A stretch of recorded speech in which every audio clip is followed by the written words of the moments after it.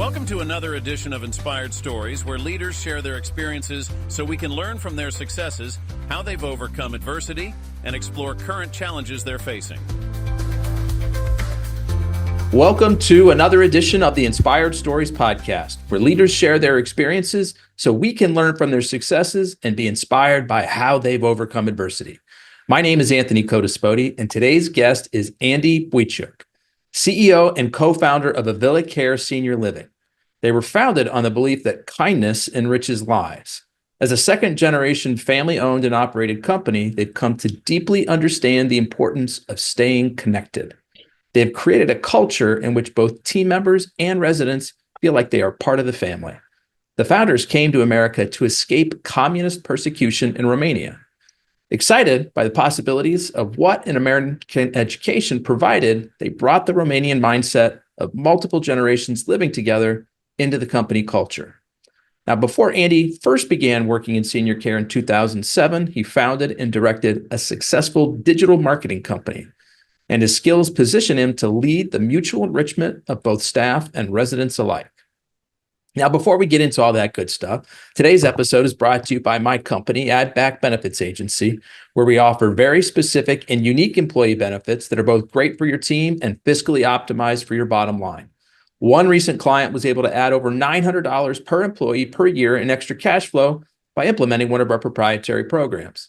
Results vary for each company, and some organizations may not be eligible. To find out if your company qualifies, contact us today at addbackbenefitsagency.com. All right, now back to our guest today, the CEO of VillaCare. Andy, I appreciate you making the time to share your story today. Pleasure's all mine. Okay, so how badly did I butcher your last name? Can you give us the correct pronunciation? It depends. It depends on how it wants to be. You just kind of roll with whatever comes out, huh? Yeah. I've learned to be Andy B for a while now. Okay. And but traditionally Buiciuc is the way I pronounce it. Some of the family likes to Americanize it a little bit. It's Buiciuc in English, but I stick with Buiciuc. It makes it for an interesting conversation starter. and we use it right here today. Okay, so Andy B, tell us the story about the escape from communist Romania. How and when did that occur? Well, my father left Romania in 1987. When he left, you don't just book a flight, not out of communism anyhow. He took quite the journey. There's the Danube River that borders Romania, and so he swam across that. Not the easiest river, but he took that trek out to the States in 1987, and was brought in through the American Red Cross, and then they flew us out in 1989 as refugees in a sense. So your dad left in 87. Yes. And so for 2 years there, between 87 and 89, you're separated from your father. Correct. My mom with 6 kids just had to manage. And it was one of those things where when dad was no longer there, everybody knew what happened. And so you weren't treated really well once dad disappeared or older brother disappeared.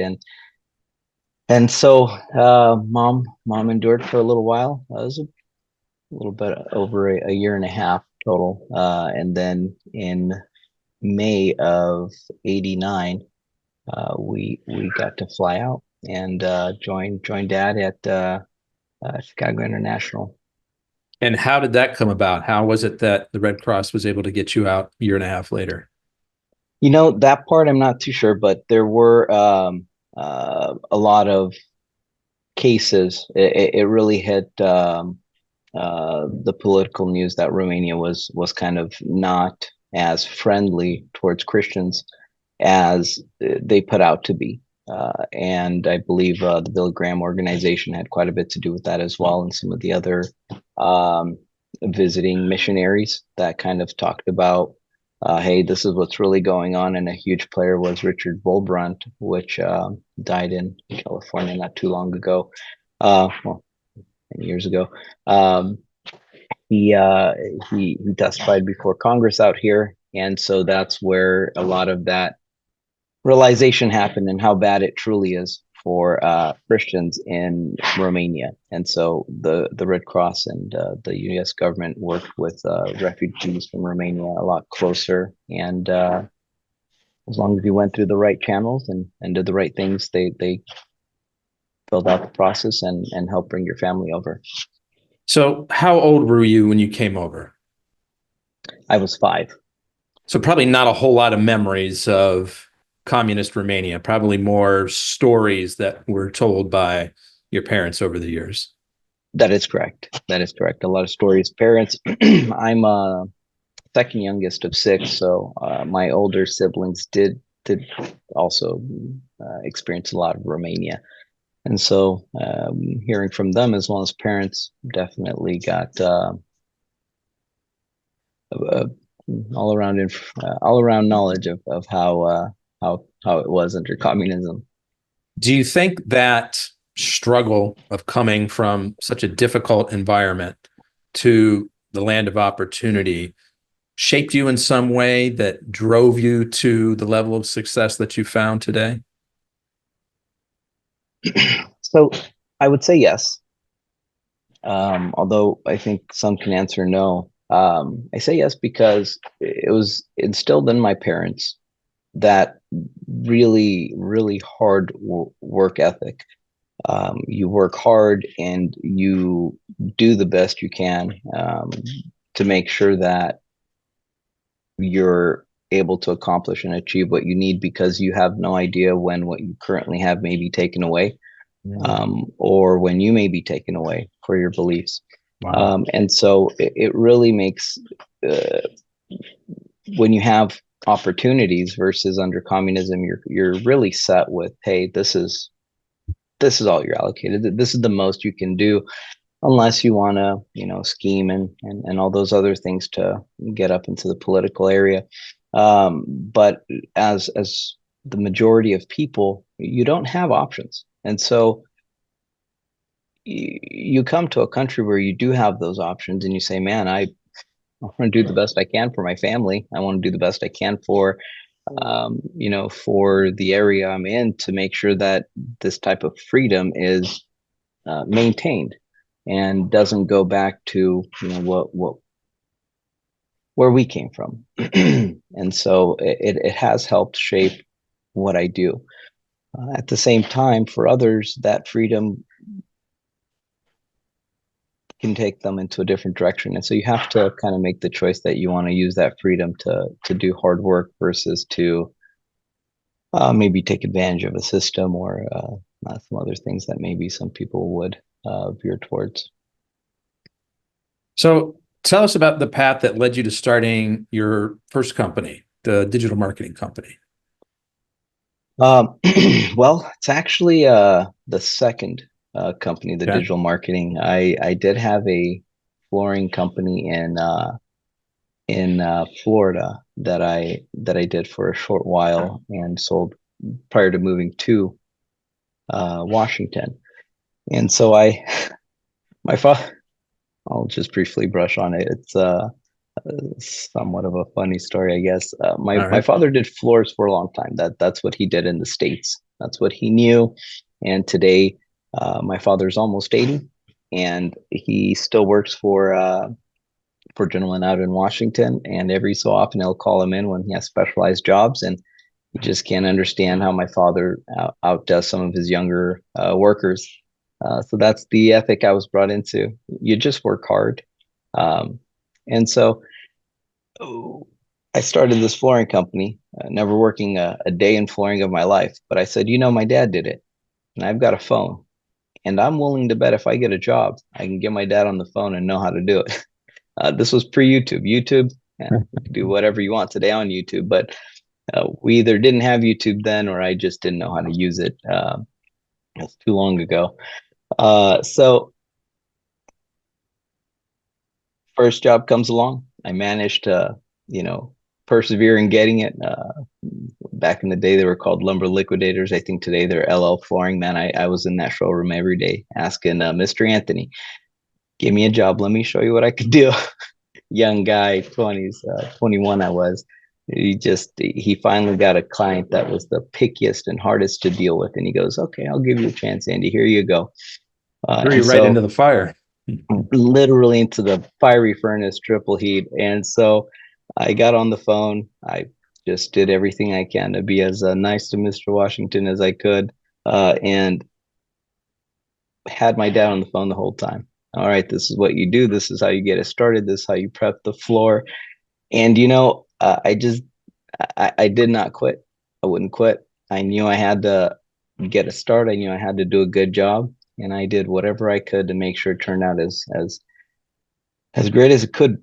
And so Mr. Washington, surprisingly, I do say surprisingly, was very pleased, and in fact called the manager at Lumber Liquidators and gave a standing ovation. From then, wow, we were packed.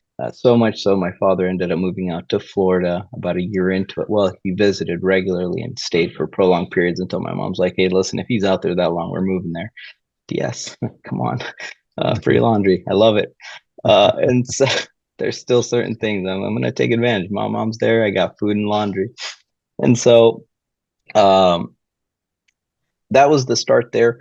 But then I went into marketing. Out in Washington, started Kaizo Marketing, and we did well. We did really, really, really well. Again, I wouldn't quit. By then we had Google. By then we had a lot of the internet. We had a lot of learning how to do things on your own. And so I said, this digital marketing thing, this is pretty new. It's going into a new direction, and I think if I could be ahead of the curve. Started the company with a partner, and if we could stay ahead of the curve, we could do a great job. We could market ourselves, local businesses. Accountability is going to be at all-time high, and it's the easiest way to get new clients in this realm, I thought to myself. And so that's the idea that brought me moving forward, and did well. So I'm hearing a similar theme between these two ventures, which is I wouldn't quit. I just wouldn't quit. So you started in flooring. You didn't know what you were doing, right? But your dad did. And somehow he was able to talk you through a very picky customer job over the phone without video, but you wouldn't give up. You just kept at it. So now the digital marketing idea comes around. You wouldn't give up. But this time, who was your mentor? Like, where did you learn from? The internet. So this time there wasn't anyone that I could learn from. So it was, how do you learn when there's no one to learn from? That's something that's really important that took a very big role here in my current business environment. And I'll get into that in a minute. With Kaizo,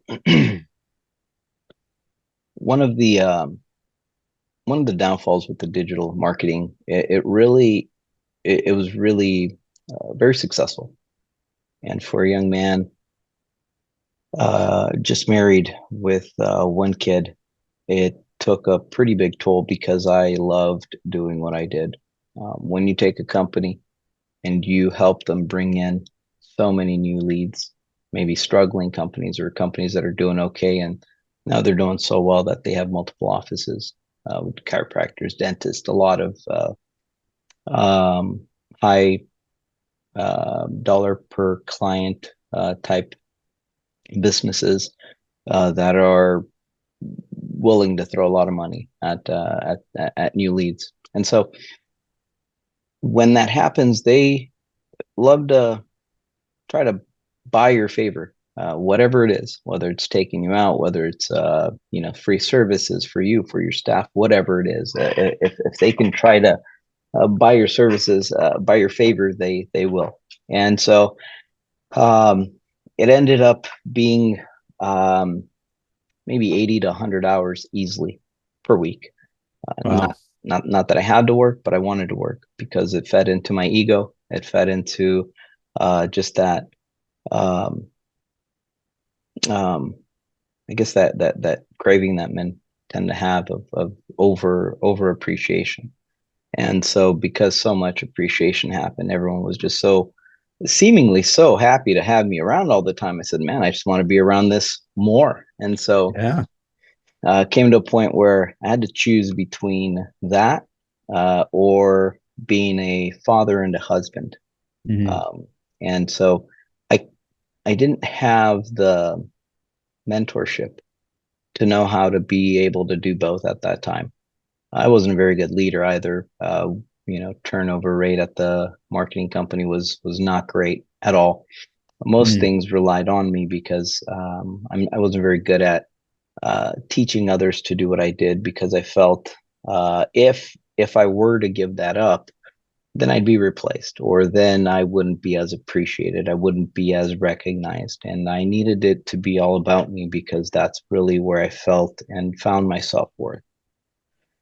And so it was a spiral, but fortunately, I had enough common sense, or at least my upbringing was good enough to where it allowed me to say, "Hey, I'm going to choose my wife and son." At that time, we had two more boys after that, and a little girl here, finally, as our fourth. But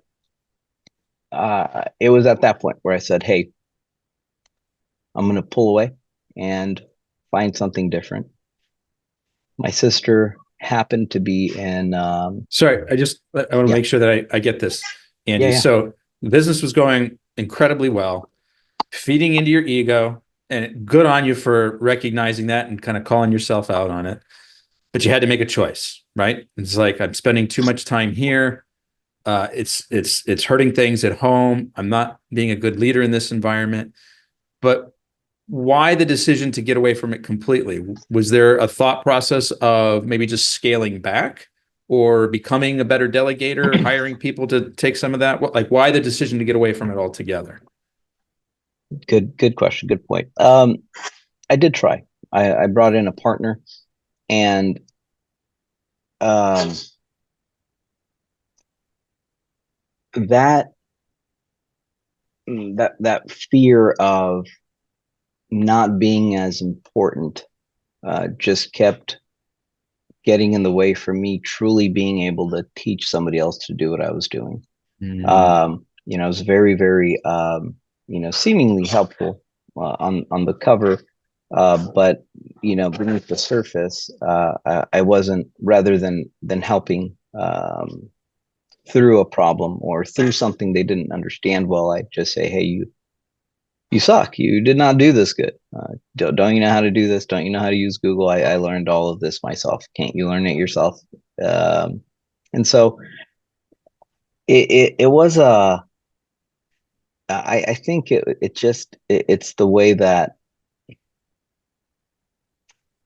things, I think, maybe needed to turn out um, with that, because there was just something a lot bigger, a lot better, that was in store, which is where we headed towards. But I did try a little bit to make things meet. But by the point it got to where my wife said, "Hey, our son has no idea who you are." Mm. I'd leave home before he woke up. I'd get home after he'd be in bed. And so 6 days a week, Sundays was church. And so um, there wasn't really a lot of time. And it was make a big change if you know, want to keep what you have in your family life. So you needed to get away from that entire space, that entire world. You needed to sort of blow it up and start anew. Yeah, it's very addictive. Um, your events at night, you have to always be staying in touch with those that are providing good leads, providing a good, your services that are, well, I guess in my mindset, you had to, right? So many nights where I just would be at different events for different fundraisers or different business opportunity meetings, B2B events. So it was too addictive to say, okay, well, I'll continue a little bit and start something else. It was, man, I just had to separate. And so Mhm. there were still clients. I actually put somebody else in charge and said, hey, just deal with it. It actually still continuously runs today. I do more consulting there. I don't have desires to get back into it too much. But maybe in the future, there will be somebody in the company that will say, "Hey, actually, I want to kind of do that. Let me take over," and maybe, but not for me right now. But you still We keep moved in. your marketing sword kind of sharp, and I'm going to guess those skills have probably come in handy for what you're doing They now. have. They Yeah. really have. It gives me a pretty good advantage. Yeah. So how So did this transition, like how did you get into senior care in particular? I understand now why you had to leave. You needed a fresh start, had to pull the plug and start something new. But why senior care? so it I've always been and for those that I mentor, I always start with look around you. Look around you. You may know that you want to get somewhere. This is where I want to get to. But be wise and look around you and see if you can identify the road that can help get you there. Identify a road that can be a good tool that's easier to get into that will help you get to where you want to get to. And so as my wife and I just sat and looked around because I'm ultimately leaving my position as founder and CEO of our marketing agency and stepping into something different. We're looking at very different income. And so my sister had a senior care home in Washington State. They were able to have a 6 resident count and a residential environment, a home you can convert to kind of a small scale assisted living type of a home. And so my sister had one, and she so happened to be needing a caregiver. I think most people know what a caregiver is, but essentially, I left my role and my suit and tie, and I put on scrubs and gloves. I thought So you were going to tell us you set up a marketing campaign to help her find a caregiver. You decided you were going to be the caregiver. yeah, I exchanged the suit and tie for the scrubs and gloves, my friend. And for many months, I was what's called a live-in caregiver. My wife and I moved in. Separate residence, so upstairs was just us, family. It was full kitchen, bathroom. Downstairs was 6 bedrooms for 6 elderly residents that needed help 24/7. And so for many months, again, while I tried to make incomes meet properly, or income meet expenses properly, I should say, we had to eliminate much of our expenses. And so we did that, and a couple of things happened. One, clearly, my wife and I and my kids, my son at the time, we got a lot closer, and that's huge. I'm home all the time now, live in. They can simply come downstairs and hang out with dad. That's wonderful. Um, but it was also, I guess, for those that don't know what a caregiver does or is, um, you help the residents get up in the morning, you make them breakfast, you give them their medications, you um, do a activity, and then you do lunch, you do more medications, you change them again. It's a You demanding schedule, and it's all day, every day. Yes, Yeah. absolutely. And so we did all of that for many months. After maybe 6, 7, 8 months, we brought in additional staff to take weekends off. And then we took on more responsibility with those decisions and started running the operations for the business as well. My sister had a couple of homes like this. So she managed one, I managed the other. That way she can have a little more free time and we can get a little more experience. And so I did that, learned the ins and outs. I realized quickly that this industry is, at least in our culture, in our community, um, it's behind by a good decade. in terms of technology, and my Mm. marketing background's just spinning wheels at this time. Well, how do I make this more efficient? Because for example, admitting a resident, so bringing a new resident in that's never been there before, it's oh, so many hours, at least a full day's worth of hours of work. And so I said, man, if I could digitize this, wow, I could do great things here. So I ended up creating procedures and processes for everything, and then attaching, um, at that time, smart technology to everything. You know, instead of putting your name in 15 places on a application, as the new resident comes in, you just fill out one page and everything gets automatically inputted everywhere. And so did a lot of these things that saved just incredible amounts of time. And so I wasn't paid extra for that. Um, But that's just how I your mind works. You're an entrepreneur. You're tech oriented. You don't quit. You're always looking for a more efficient way to do things. So that, of course, that part of absolutely, your brain is working to look for those opportunities. absolutely. And so I got to find really good ways to make this process a lot easier, a lot better for people, for my sister, for myself, I should say. Word went out, and I was, then asked by others to say, hey, what did you do, and how could we do it? How could we save time? How can we make our systems, and not just save time? Saving time, that's a good thing. That's one of the best things, I think. But for families, they don't really care about that. What families cared about was some of these processes really created accountability, and it allowed for a lot more transparency. It gave the owners of these homes the ability to really see what's happening at a much, much more specific level. And so consulting happened. I helped a lot of people get their things in order. And, my mind's always gone towards business and how to be more efficient. I'm big on efficiency. The more efficient you could be, the better you could pay people. The better you could pay people, the better quality people you can get. Um, and so whenever I'm asked how can you do the things that you do, I say, well, I hire the best I can. I'm not afraid of hiring people smarter than me. That's the single best thing you can do as a person in a position of hiring. Hire people as smart as you can, smarter, better, in every possible way. And doing so, you'll get a good company.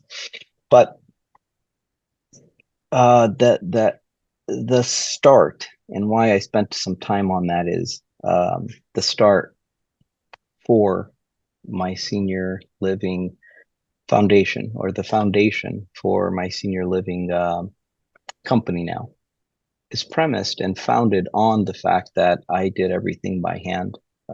I know what it's like to be a caregiver. I know what it's like to be a med aide. I know what it's like to be a housekeeper. I know what it's like to be every part of my business. And John, my founding partner, um, who happens to be my brother-in-law, my wife and his wife are sisters. Um, but John did the same thing. He owned his home, so a little more advanced than I am. I should say. But he's done that since, oh man, literally, I think he helped his parents start their first home late 90s. And so that's where the second generation comes from. My wife and she started first time in 2007. So we've been doing this for a very long time. But John had the same exact experience as I did. He just had a lot more money than I did at the time because, well, he's been doing that for a while. I had to leave my company and start as a caregiver. So um, we said, man, let's try to do something different. Let's try to scale. Let's try to do assisted living, not these smaller, they're called adult family homes. Some places call them residential care homes, boarding homes, different names for them. But these smaller 6 to 8 resident homes. So we did, and that's the next next phase of our conversation, moving into what we are now. And how would you describe what you are now? Somebody who's coming to an Avila center, what does it look like? What's the services that they can get? So the foundation was the smaller 6-person homes, memory care, very very high levels of care, and that's what the specialty was. Now our homes are a bit bigger. The biggest one is 32 32 beds, and there's a variety of services. They could be a lot more independent, and one of our homes out in Flower Mound, it's less care. You can find good conversation. You can find people to play cards with, and so it's not just residents coming in that are high levels of care or dementia, memory care. It's just adults, older adults that say, I just need help with medication. I can't manage my medication or diabetes, or I just want round the clock help, but I still want to be somewhat independent. And so, depending on where they're at in life, we now have room throughout our communities for every level of care. And so John and I came together to form a VillaCare. And a VillaCare is everything needed for the seniors that no longer, or just need that extra help, or no longer can be at home or independent, or have just really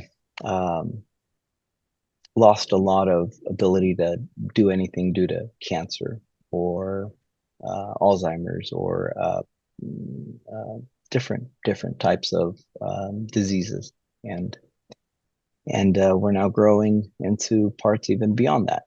But as a VillaCare senior living, we've been able to grow and help many seniors of all different levels of need. So, Andy, how many facilities do you have, and in what locations are they?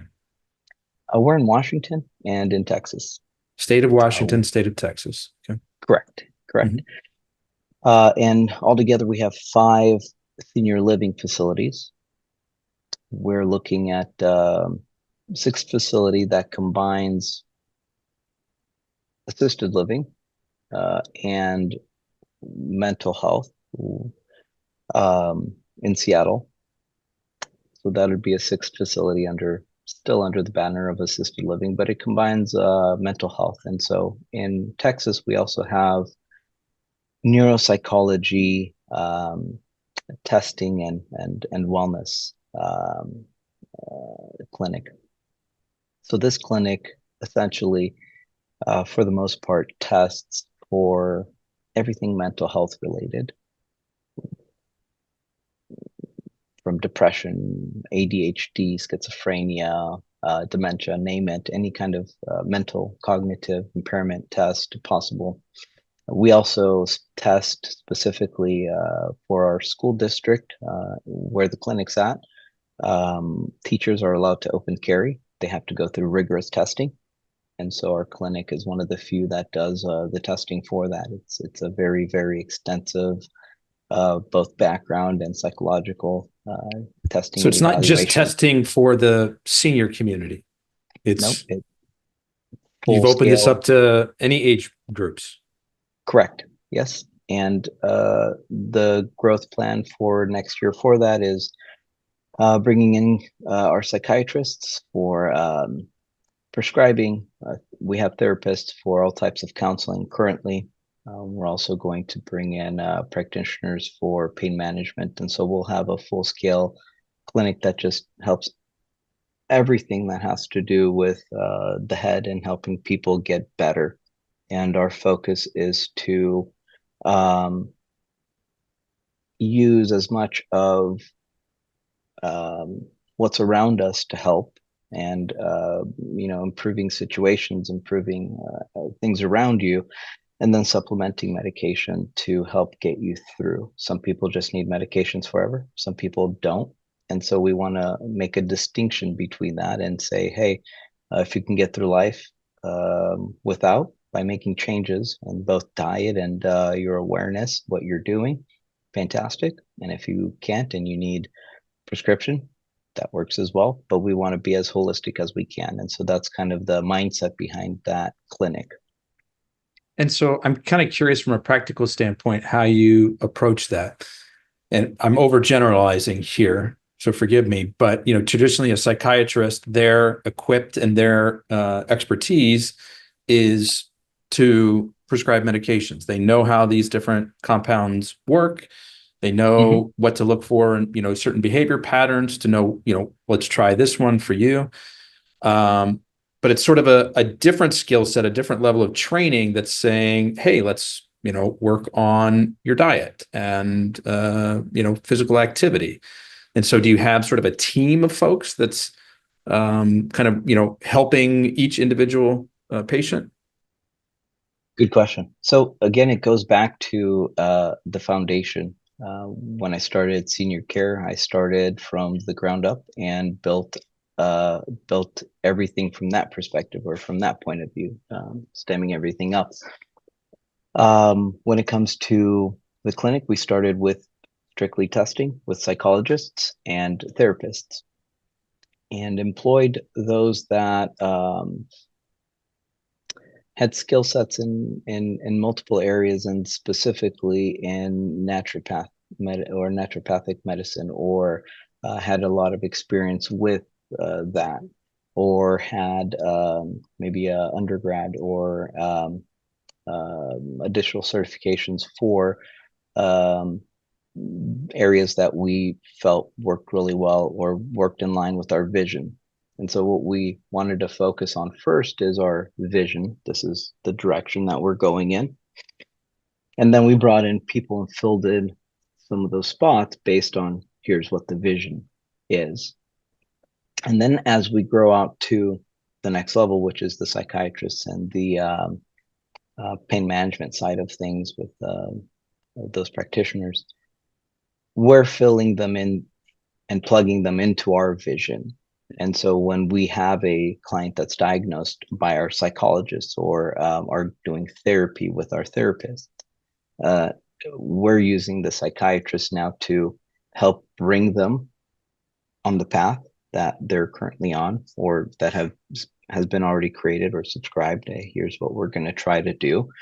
And they have that awareness of, hey, my goal isn't to keep somebody on medications for the rest of their lives unless they need it. If they need it, that's what they want. That's what's best for them. That's fine. That's not a problem.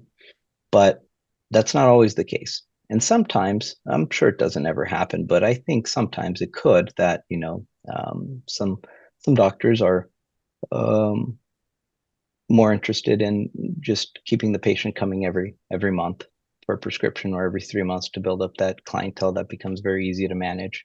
I'm sure there aren't many, but there could be some. We don't want to be those people, and we want to steer away from that as much as we can, and be more of helping people get better. And if our client list runs low, we're going to be very efficient with our money and make sure that we don't run into issues. I don't need a several $1 million a year salary. I can invest a lot of that into the company to make sure it continues to do well. And in the times it doesn't do well, we have a good blanket. So that's kind of the structure, and that's how we are going to be getting to that point with our psychiatrists and the rest of the doctoral team we want to bring on. Andy, tell me about the new facility in Washington. What's going on there? That's a big sigh. That's a size in two directions, right? So we have our base. I said senior living.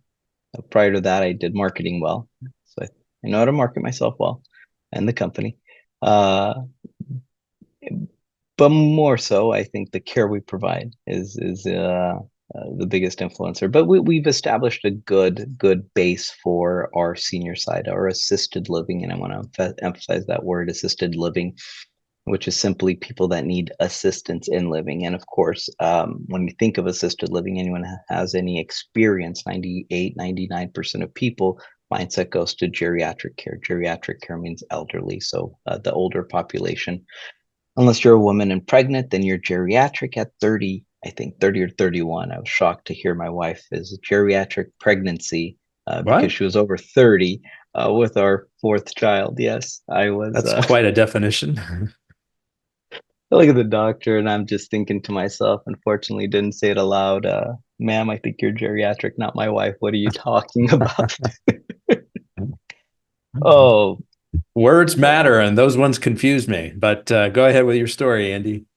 we'll let that one go. Yeah. But so um, when I say assisted living, I don't want it to stick to or to be defined only as elderly. Our facility, which is in Washington, is assisted living, but we do have some residents there, the one that we currently have, that are in their 20s.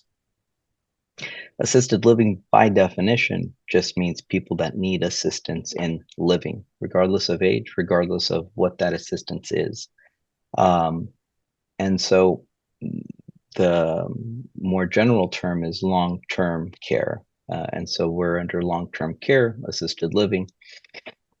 And then to create a small parallel there with our mental health office, there we are, we have a lot of skill set in mental health awareness and how to treat and how to diagnose and the staff that's knowledgeable in how to really be able to treat people the best. So that was When going it to be comes my to mental question for you, health. Andy. Is this new facility, is it helping people that have physical challenges or mental health challenges, or a combination of the two? So combination. And so Okay. this is where this is now, it's similar, but it's also different. So this new facility will house over 60 residents, and it is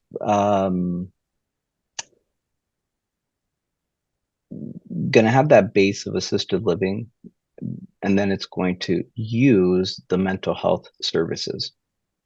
Now, what's really important here that I like to draw, because it wasn't in any way by my ingenuity, it wasn't me being a genius or smart or forward thinking at all. I just did what I saw as the best avenue as things were coming up. I'm just looking around to see what the best way to grow my company is. We did the mental health in Texas, and we have the assisted living. We have assisted living in Washington, state of Washington. And now this new facility, it actually, to be really good, you have to have both that assisted living side and then that mental health side.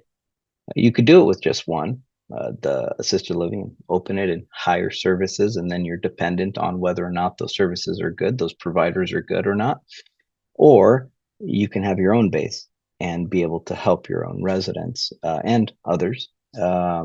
And so we're in a very unique situation where we have this experience from the mental health side, from our clinic here, and now opening up this assisted living, which is a very special contract through the state of Washington, and it's very specific to Medicaid, and so a lot of those that are underserved and underprivileged, and so we're helping a niche of people in the actual city of Seattle that have nowhere else to go. They have no other help. The contract that we have with the state is a very specific contract, and it doesn't exist in King County, at least not north of a city called Auburn, which is all the way to the south. So anything Seattle area north, all the way up to the border of Canada, there's just nothing for anyone that's underserved and underprivileged, and Medicaid is the only insurance they have. There's really nothing for them. Nothing like what we're opening up. And of course, it's difficult. Real estate in Seattle is not easy. The business environment in Seattle is not always the easiest. legislation is not always for small businesses, especially if you're getting started. And so we've been very fortunate and blessed to be able to take meetings and have meetings accepted by city council to be able to kind of talk about what we're wanting to do, and the roadmap to get there, and kind of what our plan is. And they've been gracious enough to meet with us and kind of help walk us along the best path to get what we want started, because what we're doing is converting a very ugly and troubled hotel to the assisted living that we need it to be. And it's a very arduous process, and we will need to work with both the local city governing authorities and the state governing authorities. Our licenses are regulated by the state of Washington, so the state authorities, but the building itself is also under city code. And so we've got to work along with a lot of business, a lot of government agency. And so I know sometimes that can get lost in translation. So the city councilman for that district, Mr. Strauss, has been very gracious to help guide us along this process to make sure that things don't get just stuck somewhere, stuck in nowhere. Yeah, it sounds like a lot to manage, a lot of different conversations with different government entities that you have to juggle and try to get everybody aligned. It's a lot of work. Yes. But we're going to be able to combine our services and help people that quite literally, maybe 85+% of our residents that we will house there, they would otherwise be in a state institute that is for those that are diagnosed insane, right? So they have significant mental diagnoses and they have to be in a place where they're restrained, or in prison, or in hospitals because of harm, or they've caused harm, or maybe they've overdosed, or on the streets. Many. I would say at our other Washington facility, maybe I think we were told about 65-70% would be homeless if they were not in our facility. And so we're quite literally taking people off that would be off the streets and a danger to themselves or others. And so we're providing a very unique service because, one, we get to help people, which is awesome. But two, we also get to clean up the streets effectively, right?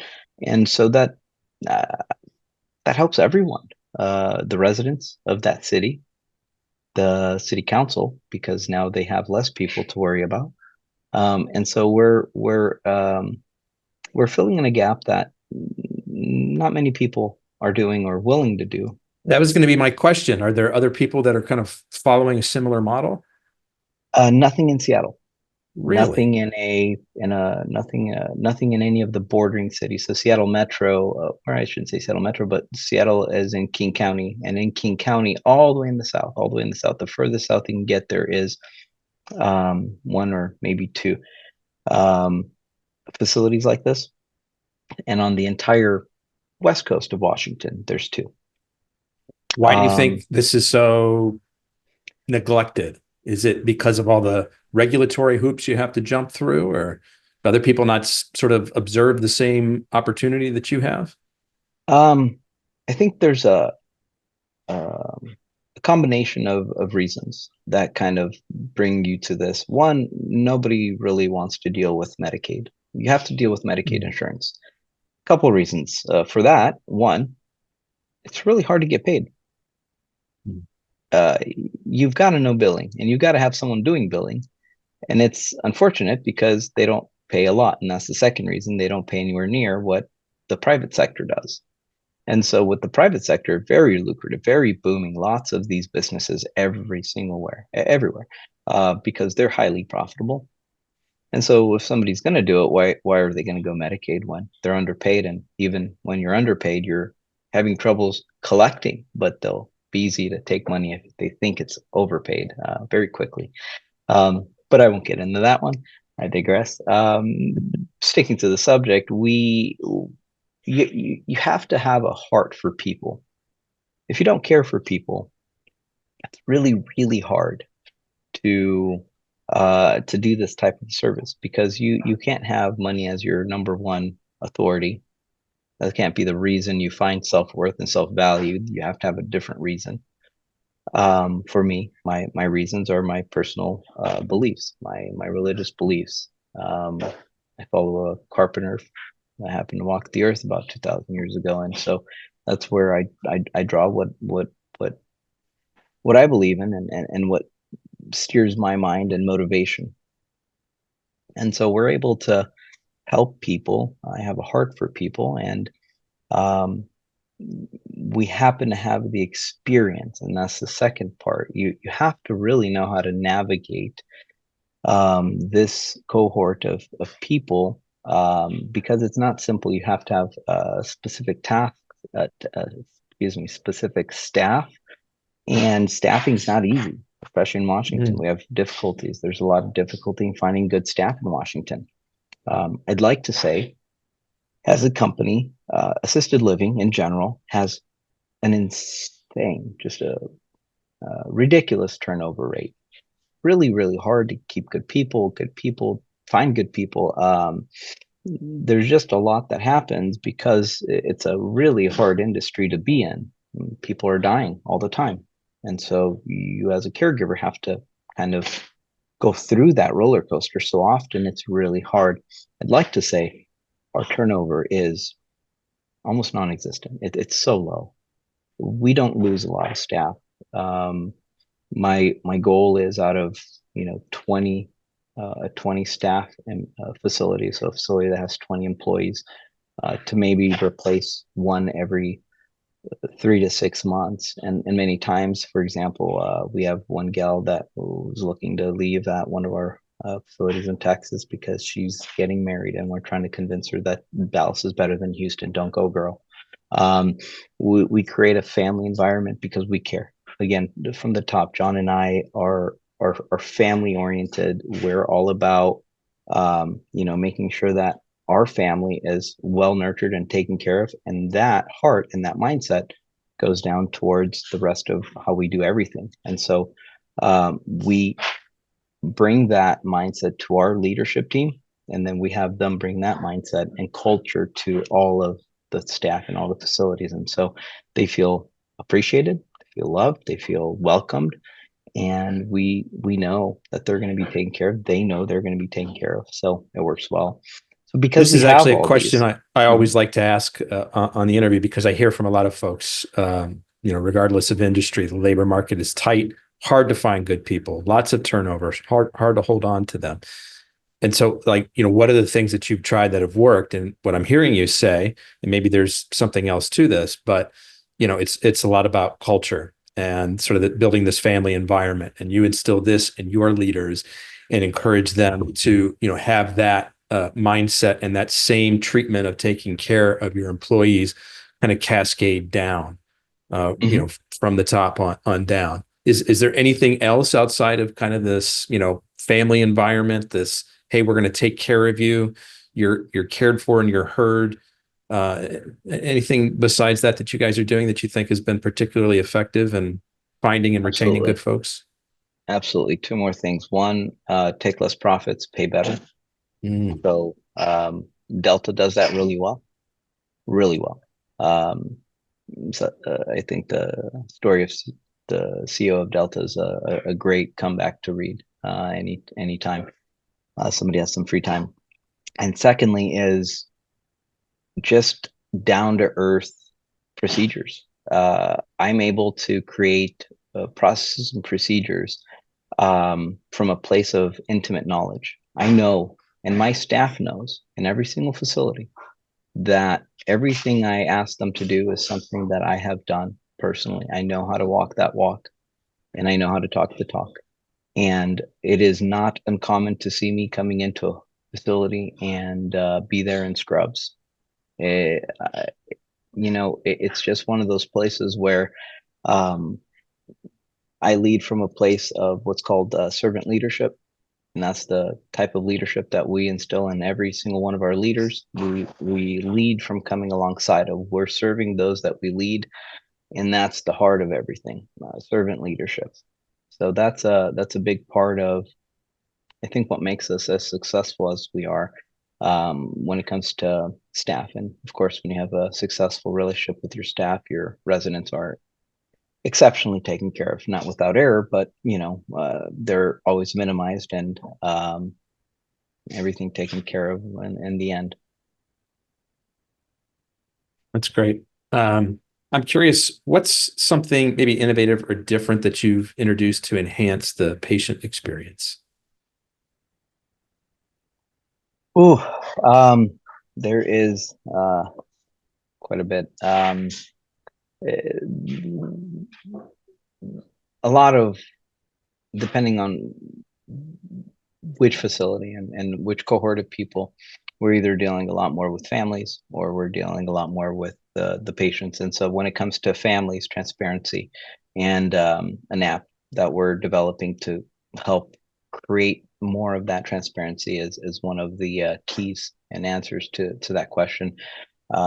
What we're doing is giving them an inside look into the entire life of their loved one that's in our facility. And so it's unique. I've not heard of it, but what we're doing is giving them instant access to life. That means through this app, they have regular pictures of what their loved one's doing throughout the day, instant access to whoever's part of their care team throughout the entire day, instant access in that same portal, app, I should say, to anything regarding the doctor's orders, the meds, whether it's taken, whether it's not taken, something was refused. Hey, question the doctors in that app, and they'll get a response from the secretary immediately or their assistant immediately. And so it brings everything together into one app. And all of our staff and extended staff have access to it, and they're updating it all the time. And so gives us an opportunity to employ another person to make sure all of that is happening in every single facility. But it just gives peace of heart, and that transparency is irreplaceable for some families. Yeah, I mean, you're wondering, how's mom, how's dad doing today? I can't get there. I got a busy day with the kids, with work, etc. And wow, yeah, what a great feeling to be able to pick up your phone and say, "Oh, look, there's Daddy's, playing checkers in the break room." Like that's cool to see. It gives, like you said, peace of heart, peace of mind. Andy, I'm curious to hear a particular challenge, either personal or professional, that you've overcome, and some lessons coming through the other side of that. Wow, let me turn over for this. Which one to pick, huh?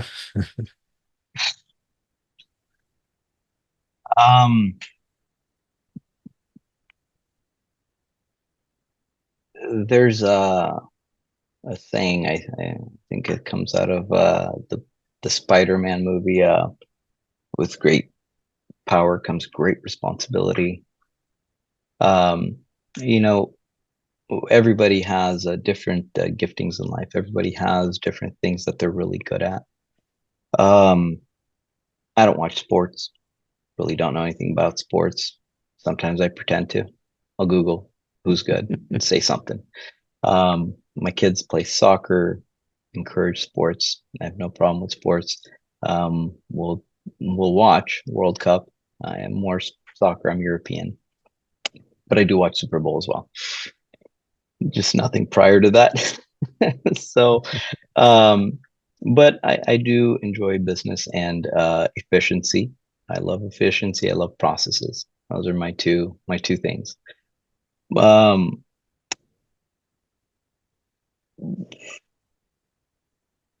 I mentioned a little bit about my life with the marketing agency, and where I had to make a pretty good distinction and break away, start something new. Part of that, part of that, part of life, or part of that season of life, with all of those events and with everything came just a tremendous amount of drinking. And so, amongst many reasons why I was not a very good leader at that time. And I mentioned a little bit, and I'll finish off what I mentioned. I said I'll speak a little more on this later. I didn't have a lot of people to draw from the experience with the marketing industry, so I had to learn myself. Well, when it comes to being a better leader, I didn't have too much role model, especially not in my community. Being Romanian in the Seattle area, I mentioned adult family homes, those small assisted livings. There's over 400 or 500 homes just from members of the church I went to out there.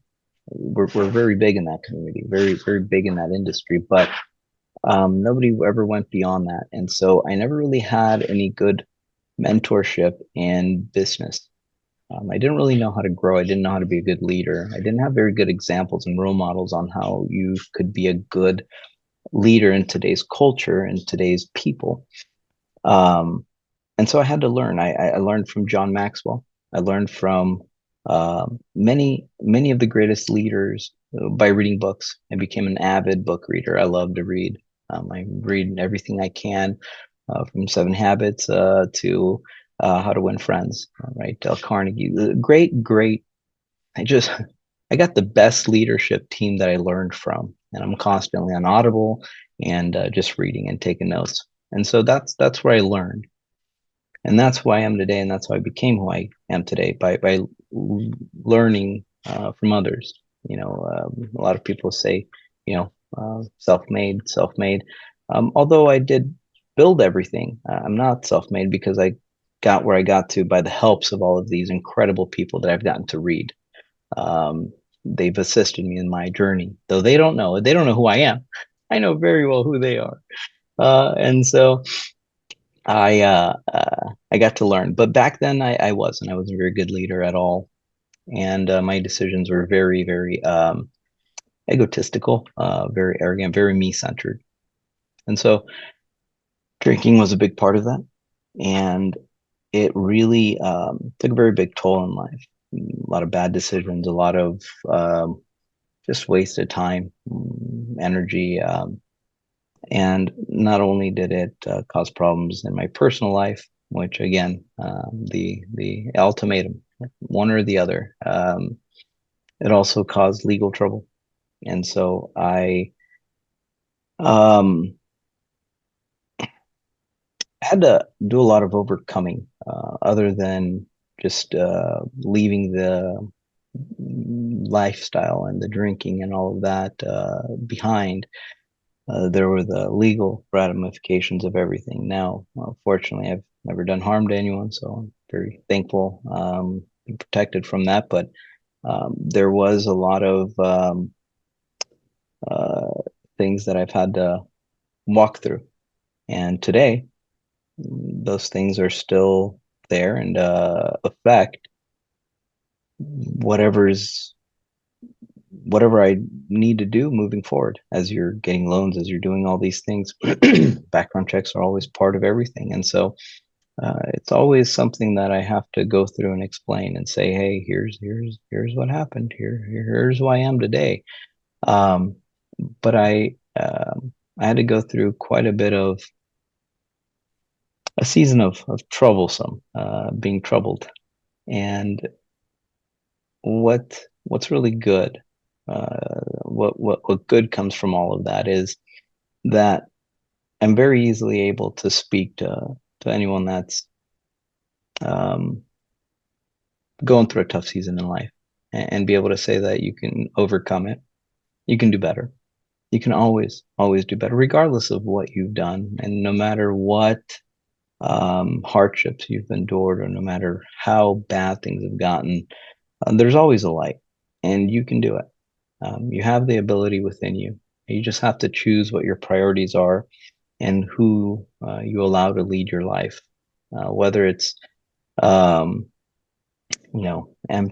and the celebrities telling you what you should be doing and how you should be doing it, or have a better moral compass and something that's really good to lead you in the right direction and help you make better decisions. Because as bad as it gets, I'm living proof that you can overcome that and really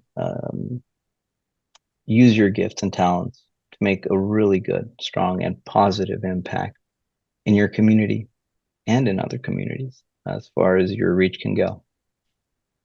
Andy, what was your light? What was your leader out of those dark times? Truly, number one would be a Jewish carpenter that lived about 2,000 years ago. He goes by the name Jesus. And then my wife and kids, of which one Who do little we have beauty over here? here. This is Miss Anna. She's Miss my Anna. youngest and the first She's beautiful. girl of four kids. And they help make sure that I stay on the right path and give them enough time. They're first to let me know when enough time has not been given, but that's where I really was able to say, hey, I know where perfection is, and I know I'm never going to get there, but at least I have a compass of, this is a great leader to look up to and to say, hey, this is where I'm going to try to get. And Jesus and his examples and all that he's taught, it's a lot to learn from. A lot of what we do and how we do it comes strictly from his teachings. And so my light out was saying, hey, I'm convinced that this is the best way. I'm convinced that I've tried it my way, and I'm going to 100% try it his way and see if it works. And being very stubborn and very atheistic in my thoughts for a very, very long time. I went the route and have never turned back because truly, although it's not easy, it's definitely worth it and has brought me where I am today. Can you pinpoint, obviously it was a multitude of things, but maybe can you pinpoint the biggest thing about this new direction that has really worked so well for you? If I can choose, and if I'm understanding the question right, I'd say servant leadership. Explain what that means. I've learned that the best way to lead those around me is by serving them. I don't lead from on top. I lead side by side. I don't talk down to people. I ask them what's going on. We don't do write-ups. We do coaching, corrective actions. This is the mistakes. This is what's going on. This is what's wrong. You come alongside of and you coach. Here's how we can do this the best. How can I help you become better? What do I need to do to help you be as successful as possible in what you're doing? Now, I can't do that with everyone. I have to be selective on who I do that with. But over the years, I've got to do that with so many people in my company. And so servant leadership is just a lifestyle. I serve my family. I serve at my church. I serve at my place of business. But I serve by coming alongside of people and collaboratively finding out what the best direction, because no two facilities are the same. I'm going to have different policies and procedures for each one individually. And so I come down to the level of everyone else and I stay there. And that's where everything else happens, from policies and procedures to the practical ways things work out. And I learned that from Jesus, because he came down onto this earth and lived a life with everyone else, like everyone else, and went through everything with everyone else, not from above. And so that idea, that mindset is, to me, the key of knowing how to deal with people and how to deal with them in the best way so that you can have the best team behind you, because you can grow a huge company and not provide the best service, not have the happiest people. But to me, if I'm going to grow, I want to grow with purpose, not just to make more money. I want to be able to make more employees' lives better. I want to make more residents and clients' lives better. Unless we're doing something better than everyone else, what's the reason I'm doing it? Because I'm essentially taking more time away from my family, and I love spending time with my family. And so if I'm going to, I want to know I'm doing it for a good purpose. And so that's where I say learning servant leadership, that was the biggest thing. Everything comes out of that for me now. Andy, I've just got one more question for you, but before I ask it, I want to do two things. Everyone listening today, if you enjoyed today's content, please hit the like, share, or subscribe button on your favorite podcast app. I also want to let people know the best way to get in touch with you, Andy. What is that? I'm not very good with social media. I've been told, and I'm trying now to be a lot more involved and engaged, whether it's on X or Facebook. I don't even. It's so funny. When I was in digital marketing, everywhere I was across everything, everywhere I had to be, and then I just went completely opposite and just am not involved anywhere. So, I am going to be restoring my except for LinkedIn. I definitely have my LinkedIn continuously going. But the X profile on Facebook is something I will be getting a little bit more acquainted with here shortly. But I'd say LinkedIn is probably the biggest, and then as the others come along, as my aide is trying to push me towards that, I said, okay, I give in. I'll be more accessible. I'll work towards that.